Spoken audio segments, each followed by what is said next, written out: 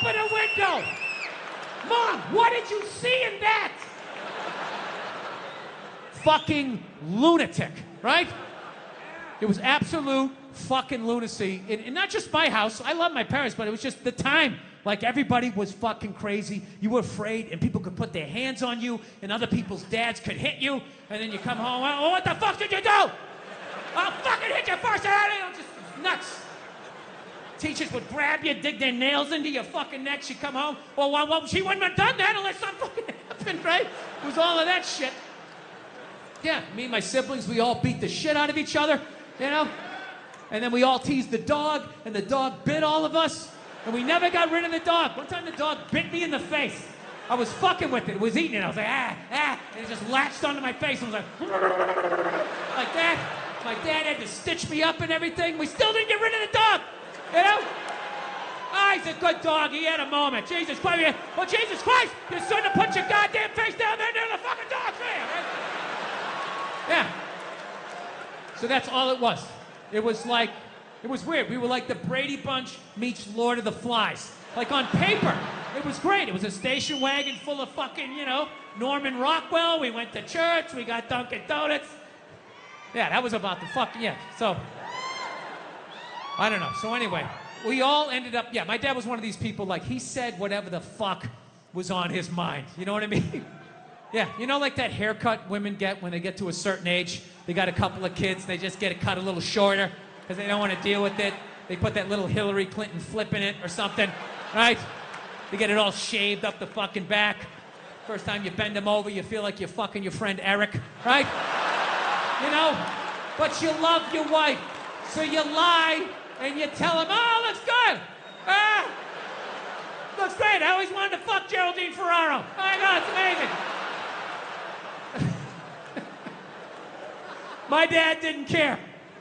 I remember we picked my mother up, she got in the car, he just goes, oh Christ, it looks like shit! Jesus Christ, what the fuck did they do to you? Oh, for Christ's sake, you look like a fucking man!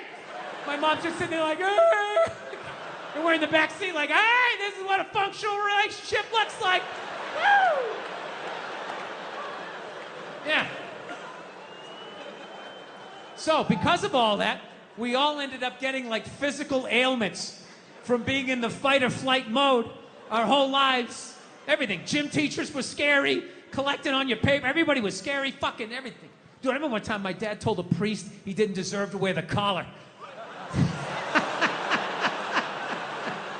I don't know how it happened. They were discussing the altar boy schedule.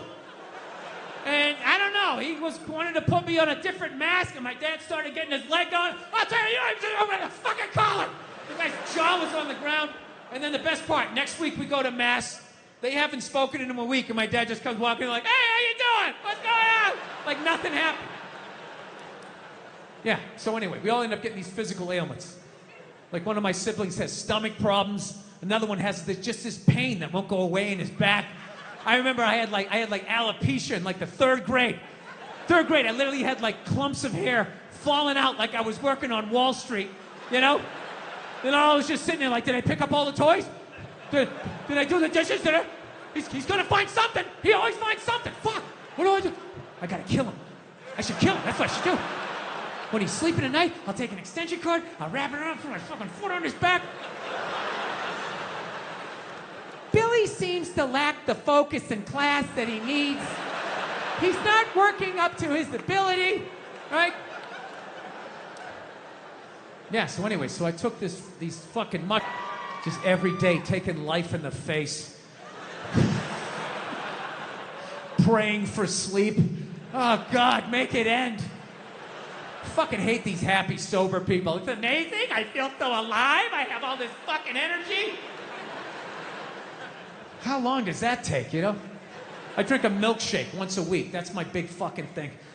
Have a root beer float. Oh, it's just sad. It's just a sad thing. Like watching an old athlete that can't run anymore.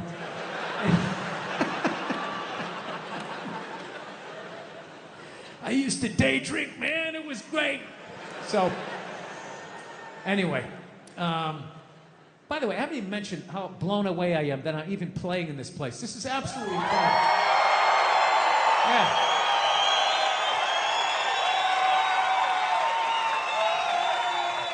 Hilarious. You stay up here for like an hour with this wind, your fucking lips get all chapped. It's like you're standing on the front of a boat. So anyways, let's end with a couple of silly ones here. Well, let's see what I did. All right, I'm doing good here. All right, so here's a good one for you. A couple years ago, before all this stupid fucking pandemic shit started, Mother Nature's half-assed attempt to get rid of the amount of people she needs to get rid of, just procrastinating, treating it like a term paper. I was in New York. I had an acting gig, all right? I was playing a fireman, all right? Now, I'm not the best actor, all right? Some of you saw it. I hope you paid for it, you cheap bastards. You all watched it for free, you bastards. So anyways, I'm not the best actor, so I have to look the part. So I grew this giant, fireman mustache, big, stupid fireman mustache, which looked great when I was wearing the whole fireman getup, and they put the fake dirt on my face. I looked like I had been fighting fires for 20 years. Right? However, the second I took off the costume and they cleaned off my face and I put on my regular clothes, I immediately just looked like some sad old queen that never found love. Right? And as luck would have it, I was in New York City in June, which I quickly found out was Gay Pride Month. The whole month. And let me tell you something, the gay guys show up strong. It is wall to wall. The fucking island is almost tipping over. There's so many of them. And I'm sitting there like going, oh my God, 30 days of this shit? I'm walking around with this orange Freddie Mercury fucking dick broom on my face. I am going to be getting harassed up and down the street. I was in actor shape, man. I was fucking shredded. I got to tell you something, man. When I tell you, 30 days of June, not one gay guy even fucking looked at me. Forget about even hit on me. I have never felt so old and undesirable in my life. Dude, I'm gonna tell you something. It's this one thing as a man, when you get so old that women don't look at you anymore, like you're gonna hit that age. You know that day's coming, but nobody tells you at some point you're gonna get so old, not even a man wants to fuck you, right? Dude, that is a statement. When you get so old, some queen in his 60s will say, keep it moving, I can do better than that, Jesus Christ. Get some fucking hair plugs or something. Get a spray tan. I can get some in its 40s. Go on, keep going. Dude, it was like, I was like having like this fucking panic attack. I was thinking like, oh my God, I waited too long to get married. I had kids too late. I'm gonna die soon. I was like literally like wrapping up my life, So I'm walking down like 9th Avenue, putting a little swish in my fucking step, just trying to get something. I was desperate. Fuck you ladies, you've been there. You know how it is. You wanna think you got one more in you, So I'm tra-la-la down the street.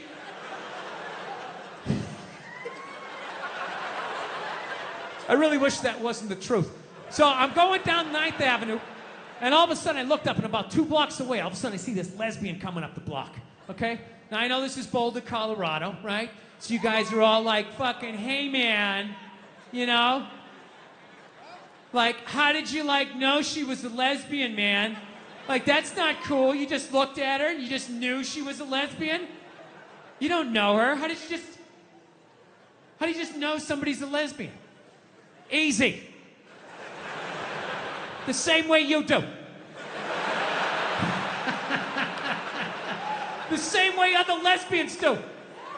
It's not calculus. No, but I get it. I understand in 2021, you're not allowed to say you know what a lesbian looks like, right? Judging by your silence, yes, right? Yeah, you're not allowed, right? What's funny, if some white kid came in here, like 20 years old, hair slicked back, collar popped, loafers, no socks, you'd be looking at him thinking like, all right, frat boy, date rapist, his dad's a judge, he's not going to jail. Yeah, just killed 5 people in a drinking and driving accident, already has a new Dodge Challenger on the way, right? Yeah, you're allowed to see that. That you can see, clear as day. Lesbian, you're like, huh? I don't know. No, but that's how progressive you guys are, right? You don't have any idea. right? Like, let's play a game. I'll just name different people you see and see the slides that come into your head, right? Construction worker, sports fan, painter, skateboarder, lesbian. Right? It all goes blank. Is that a lesbian? Am I I mean, I have gay friends, but I've never noticed any sort of a through line. Listen, people, I'm not saying all lesbians look alike. I would never say some ignorant shit like that. However, I am saying, though, every once in a while, there's a fucking layup. Right? Flat top, wallet chain, fucking walking up the street. Right? But even then, I'm not saying 100%. But gun to my head, I gotta go lesbian. Gotta go lesbian. Final answer, show me lesbian. Right? So, anyway, she's fucking walking up the street. I'm coming down, right? And it's clear to me that if we keep walking the way we're walking, we're gonna bump into each other. Now, I don't want to bump into a woman. I don't want to bump into anybody in New York. So I do the gentlemanly thing. I clock what's going on. So what I do is I just gradually shift over into my own lane. Now everything's fine, right? But then the weirdest thing happened. We walk like another 30 yards, and all of a sudden, she drifts back into my lane again. And I'm sitting there walking like, wow, it's kind of crazy. Thought I solved this problem. All right, so I fucking dip into another lane again, right? Okay, I'm walking. We go another 30 yards. She comes back into my lane again. So now, like, I'm up against the curb. So now I'm like thinking, like, okay, how do I do the politically correct math here? Like, what am I supposed to be doing here? Am I supposed to, like, am I supposed to step off into the bike lane and have some young kid on his electric bicycle come by, 40 miles an hour, run me over? I go down to the pavement, knees and elbows. And for the rest of my life, every time it rains, I gotta think about this lesbian that walked me off the fucking block? Is that what I'm supposed to do? Am I supposed to give up the whole sidewalk? Like, oh, your gayness? Right? Or do I stiffen up my shoulder and protect my lane? Right? Now, I'm not proud of this, but I chose the latter. All right? I was like, look, I'm 53, I moved twice, I have an AARP card, I'm the fucking victim here.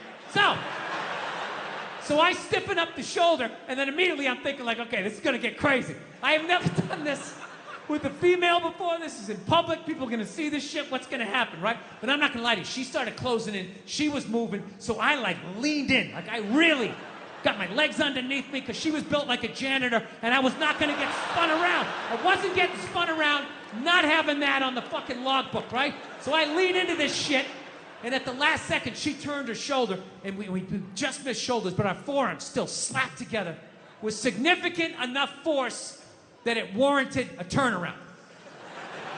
Okay? Now I know most of you guys drive, so I will break down pedestrian etiquette really quickly.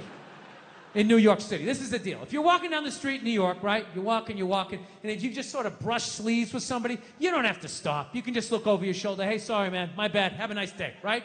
Then there's the next level. Moves up a little bit. You're walking down the street. You actually bump into somebody. You actually have to turn around. Sorry, didn't see you. Little dojo bow. My bad. Whatever you have to do, my sensei, to keep it from escalating. And then there's the last one. You're just walking down the street and you hit so fucking hard, you gotta turn around and go like old school Dustin Hoffman, De Niro, like, hey, I'm fucking walking here! Huh? I fucking moved twice, you didn't see that? You drifted 2 times? Huh? So I turn around to have this confrontation. And let me tell you something, she never looked back. And I'm not gonna lie to you, that bugged me. That bugged me for like 3 days.